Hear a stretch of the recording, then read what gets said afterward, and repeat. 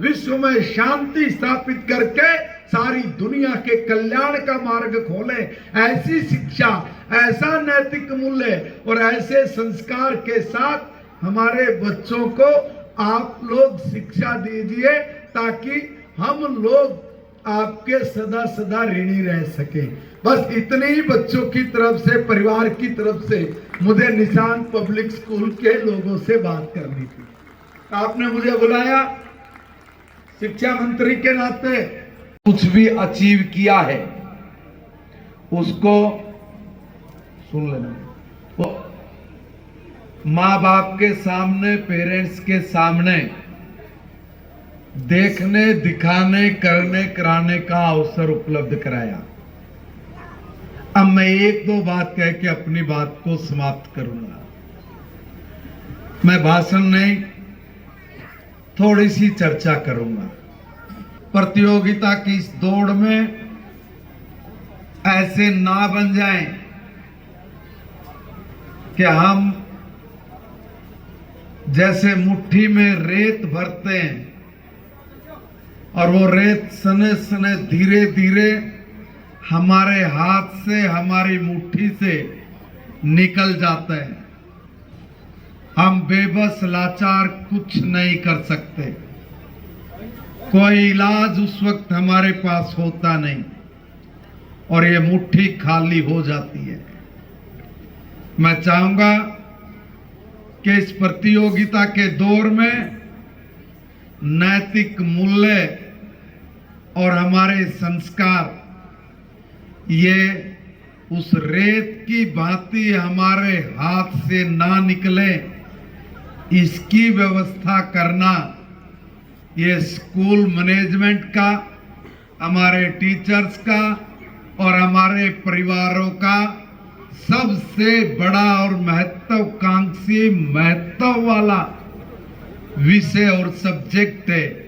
सब चीजों के साथ इस पर जिनका ध्यान गया उनका जीवन सुखी और धन्य हो गया, और जिनके बच्चे संस्कारों से और नैतिक मूल्यों से गिर गए, उस रेत की भांति हमारी मुट्ठी से निकल गए, हमारे हाथ से निकल गए। आज आप देख रहे हो कि सारी दुनिया का हाल क्या है। सारी दुनिया गृह युद्ध की स्थिति में है। हाहाकार मचा पड़ा है। एक दूसरे की गर्दन काटने पर लोग उतारू हैं। होड़ इतनी है कि दिलों पे राज करने के लिए दिल को ही खत्म कर रहे हैं। भूमि के टुकड़े का कब्जा हो, इसकी सब लोग चिंता कर रहे हैं, और इसलिए सब उहुपोस की स्थिति में खड़े होके तमाशा देख रहे हैं। किसी के हाथ में कुछ नहीं है। इसका नतीजा, इसका बहुत बड़ा खामियाजा भुगत रहे हम लोग। ये नतीजा है। अच्छा, कभी ध्यान से कभी हम लोगों ने सोचा क्या, ये हो क्यों रहा है भाई? सारी दुनिया में हाहाकार मच क्यों रहा है? क्यों नहीं इतने संपन्न देश इन सारी चीजों को रोक पा रहे? क्यों नहीं दुनिया के सबसे ताकतवर देश, जिनके पास पैसा है, जिनके पास बुद्धि है, जिनके पास ज्ञान है, जिनके पास हथियारों का जखीरा है, जिनके पास सारी दुनिया को मुट्ठी में करने की ताकत है, ऐसे लोग क्यों नहीं ये सारी व्यवस्था को ठीक कर पा रहे? कभी सोचा किसी ने?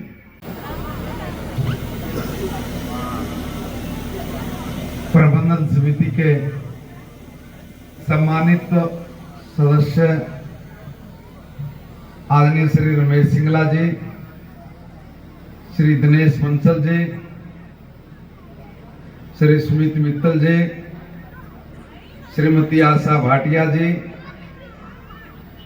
भाई अभिषेक बंसल जी, आदमी मेरे भाई, मेरे दोस्त, मेरे मित्र श्री सौरभ सिंगला जी, यहाँ पर उपस्थित सभी शिक्षकगण, अभिभावकगण और प्रिय छात्र एवं छात्राओं,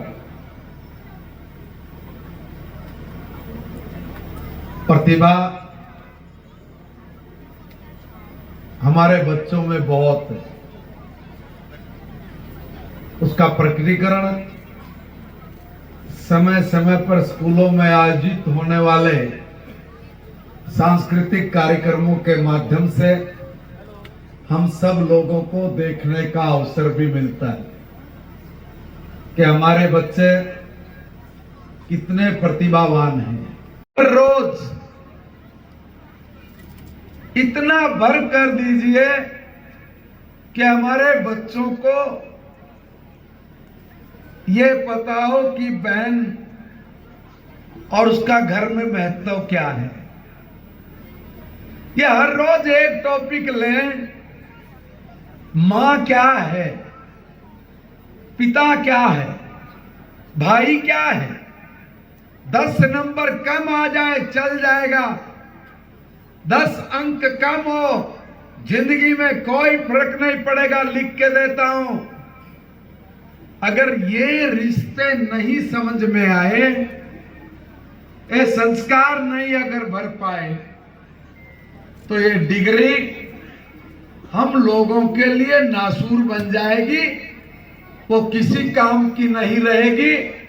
बहुत परिवारों को हम लोग कहते देखते हैं कि पेट काट के पढ़ाया, इतना बड़ा बनाया, और आज स्थिति ये है कि माँ बाप किसी के कंधों के ऊपर अपनी जिंदगी जी रहे हैं। इसलिए इतना बड़ा महत्व डिग्री का नहीं, इस देश को बचा के रखने के लिए, इस देश के आदर्श बचे रहे, संस्कार और मूल्य बचे रहे, तो मैं समझता हूं कि आप इतना बड़ा काम कर रहे हो, जिस काम को सही मायने में पूरे दुनिया को करने की आवश्यकता थी है।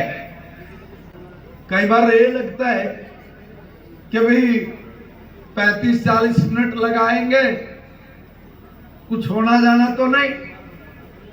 मैं कह रहा हूं हर रोज अगर लगाना, हर बच्चे पे लगाना, इतने टॉपिक है भारतवर्ष में, सारी जिंदगी बताओगे, पढ़ाओगे, सिखाओगे कि यहीं से हमारे बच्चे ऐसे अमूल्य हीरे बन के निकले कि बाहर समाज में हर रोज लोग बोले कि ये फला का बेटा है, ये फला की बेटी है, यार बहुत अच्छे हैं, बहुत अच्छे हैं। ये कहलाएंगे कैसे? ये उस बच्चे के आचार व्यवहार से कहलाए जाएंगे, और उस बच्चे पे आचार व्यवहार डालने की जिम्मेवारी हमारे स्कूल की हो, क्योंकि माँ बाप सुबह 8 बजे अपने बच्चे को आप टीचर्स के हवाले कर देता है और 3 बजे उसको लेता है, और 3 बजे तक जो बच्चा आपके पास है, आपकी शरण में है, वो बच्चा चंद्रगुप्त मौर्य बने, महाराणा प्रताप बने, चाणक्य बने, वो ऐसा बने कि दुनिया को वो पाठ पढ़ा सके जिस पाठ की दुनिया को आज आवश्यकता है, आज आवश्यकता है। दोस्तों, भारत का विचार इतना बड़ा है कि आज तक उसी विचार की बदौलत हम लोग कोई गलत काम नहीं कर पाए, हम बच गए। और सारी दुनिया में हमारी संस्कृति, हमारी धरोहर और परंपराएं जो बची हैं, वो उन 3-4 महावाक्यों की वजह से बची है। सारी दुनिया में एकमात्र हमारा देश है जो ऐसी बात हर रोज बोलता है, बच्चा बच्चा बोलता है, दुनिया के लोग उस पर शोध तो करते हैं मगर उसको इम्प्लीमेंट नहीं करते। अगर इसको कोई इम्प्लीमेंट करेगा या किया है तो भारत ने किया है, हमने किया है, और आने वाले दिनों में हम ही करके वो काम करेंगे जो काम हर रोज हम कहते हैं। क्या कहते हैं हम लोग?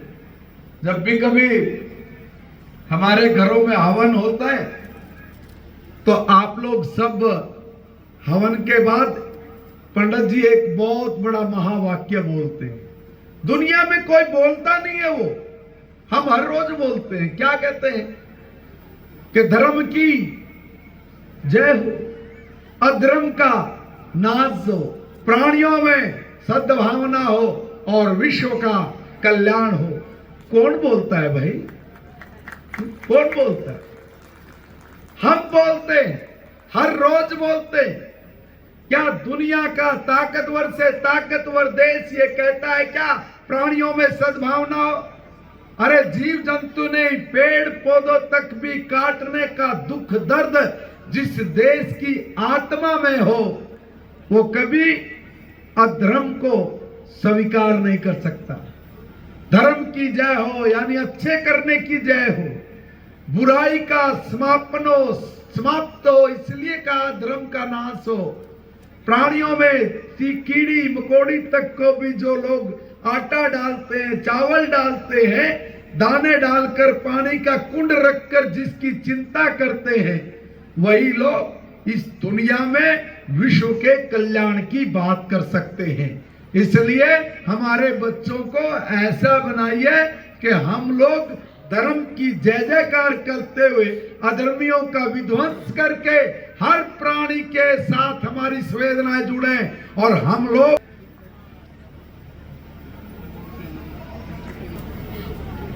ठीक है। बच्चों को आप लोग इतना अच्छा यहाँ पे करा रहे हैं। मुझे बताया कि बहुत अच्छा आपके यहाँ पे हॉस्टल है, क्रिकेट ग्राउंड है, प्लेग्राउंड्स अच्छे हैं, स्विमिंग पूल है, बहुत अच्छा कैंपस है। इस सारे में हर तरह से हमारी बच्चों की प्रतिभा निखरे। हर टीचर को पता है कि किस बच्चे में कौन सा गुण है, और कोई भी गुण वो उस बच्चे की तस्वीर, तकदीर, उसके जीवन को बना सकती है। इसलिए मैं आप लोगों से निवेदन करूंगा कि आप लोग हमारे बच्चों के उज्जवल भविष्य को ऐसा उड़ाएं और ऐसी पतंग बनाकर उड़ाएं जिसकी डोर हमारे अपने परिवार के हाथ में हो कि वो जितना चाहे उसको उड़ाएं। खुले आसमान में उड़ने की उसमें क्षमता आए और उसकी डोर भी हमारे हाथ में रहे ताकि वो अपने आपकी नजरों में भी ना गिरे और दुनिया की नजरों में भी ना गिरे।